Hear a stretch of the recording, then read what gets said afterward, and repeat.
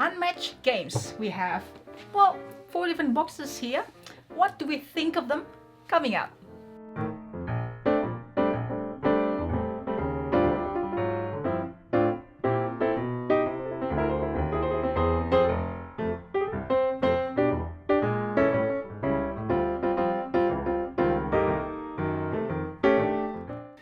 Hi, it's Tarrant. And Stella from Meeple University. You can see we've got 4 different boxes of Unmatched on display here.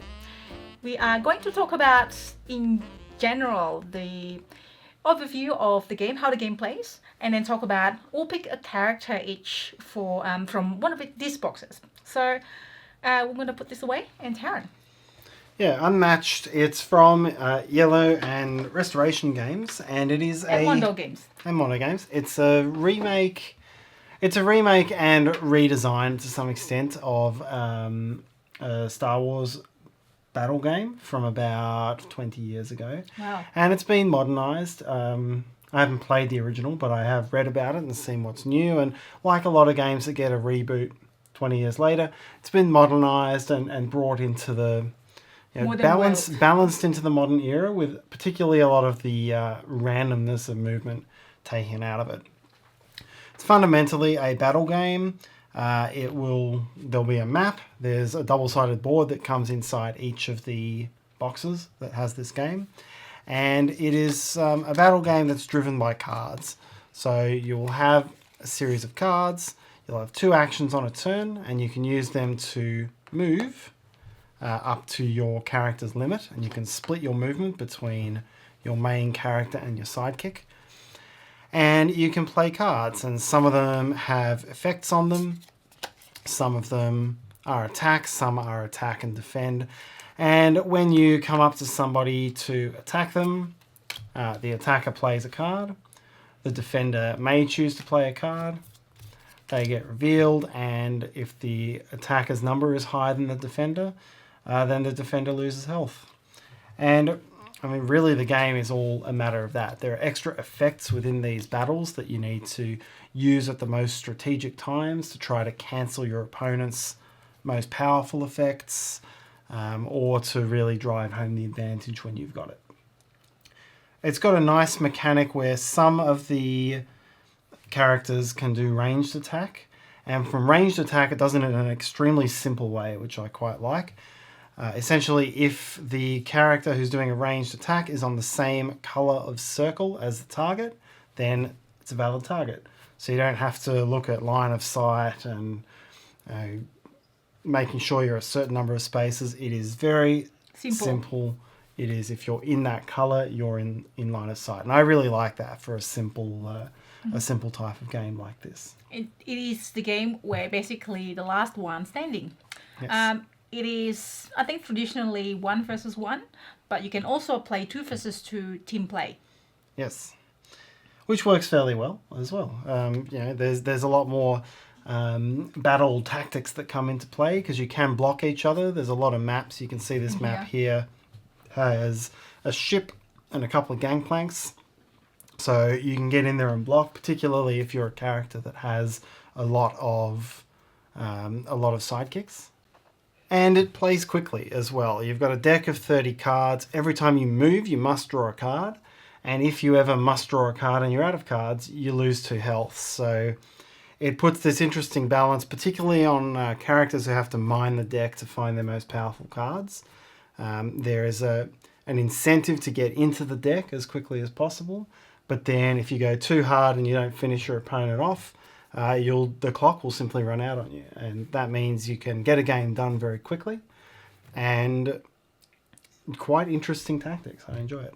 Because you don't really, it's not a good thing if you run out of card, because you then lose points instead, your health instead. Yeah. So what do you think in overall, Tarrant? Yeah, I think this is very much not the sort of game I usually enjoy. Battle and tactics and things like that. It's not my style, but I have enjoyed each game of Unmatched I've played.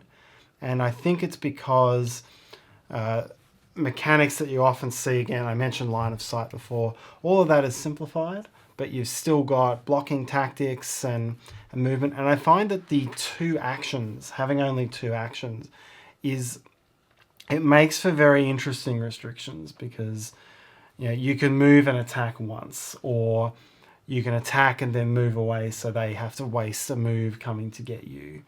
And that's where some of the surprise cards that let you do an extra movement on top of an attack become really interesting. What do you think?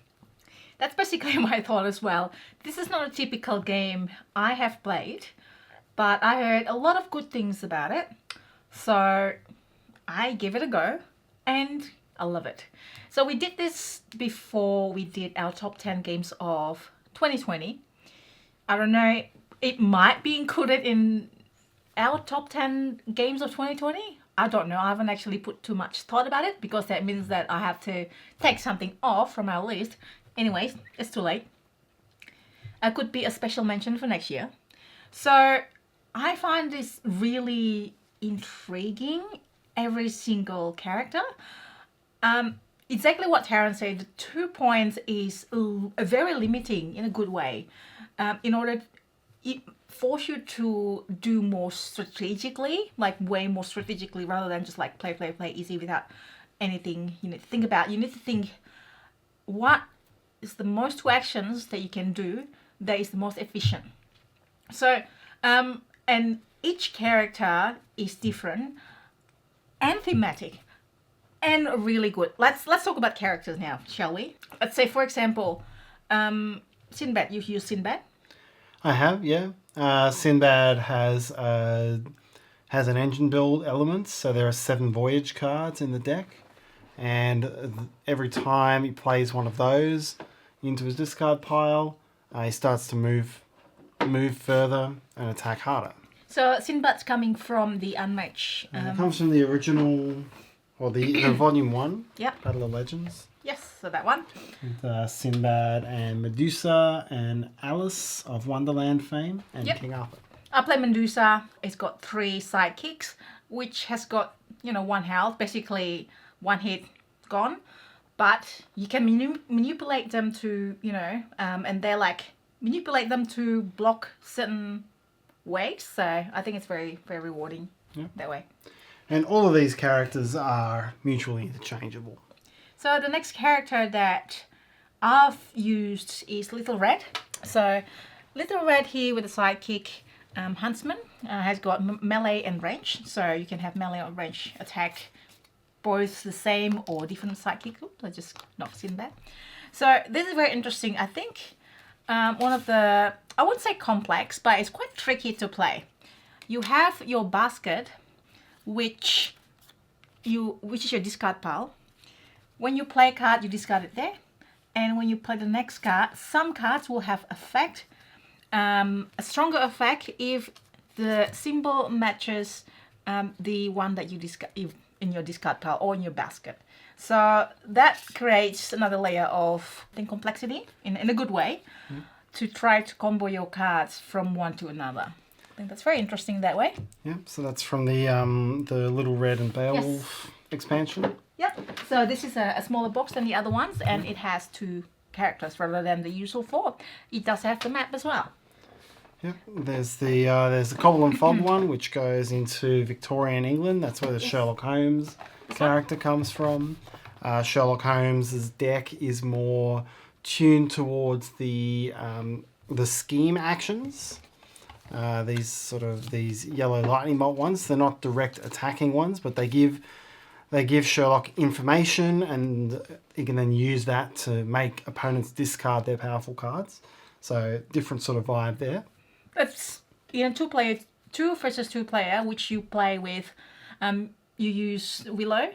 No, you use. I used Spike. Spike, that's right. From the Buffy set. You use Spike, and your friend played Sherlock Holmes, and that kind of you try to combo each other powers well in that way. Yep, and then the other one we've got is the Buffy the Vampire Slayer set. So 4 characters from the classic series there. And again, different vibes across all of them. The Willow character we've got here has got a toggle between Dark Willow and Normal Willow, depending on situations on the board. Alice from the Alice in Wonderland one is like that as well, has big and little modes.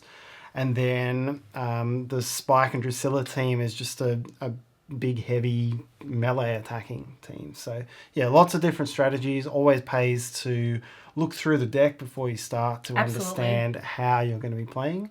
And it's a game that works well with familiarity as well. I think the first time you play, it may be a bit slow, and when a tactics game is slow, it's Bugged out a little bit. it bogs down. But once you've got the flow for what sorts of cards your opponent's going to have and how your deck can target that, then you can get this game played extremely quickly. Extremely quick and extremely good, because you know exactly, and you can kind of like, okay, I know that your opponents would have this kind of card and I have this. How do I combat that?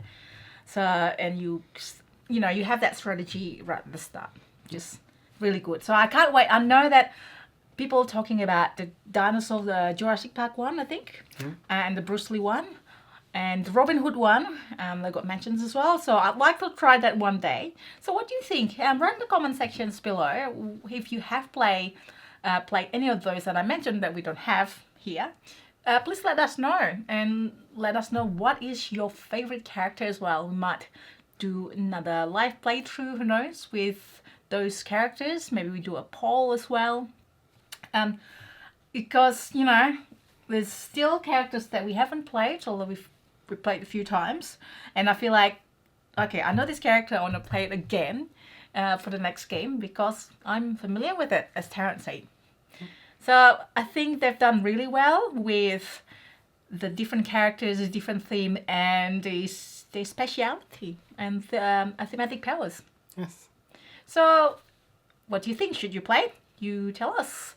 And we are Meeple University on YouTube. We do how to play a live playthrough on the weekend, review video like should you play, and so on. If you find this useful, it will help us if you hit that like button, please. If you haven't subscribed to us, you can also subscribe to us and hit the bell so you get notification of our next videos. And I'm also on Instagram, so find me there, and I posted my board games journey there and dancing even sometimes. And hopefully we'll see you next time. Bye!